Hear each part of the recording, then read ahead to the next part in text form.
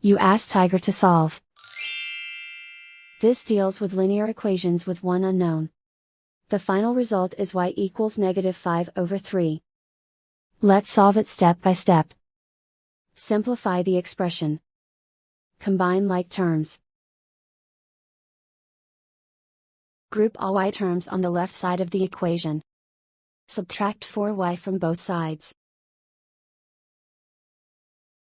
Simplify the arithmetic. Group like terms. Simplify the arithmetic. Isolate the y.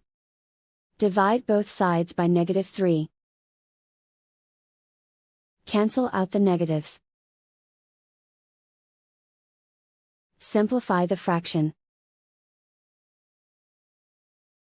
Move the negative sign from the denominator to the numerator.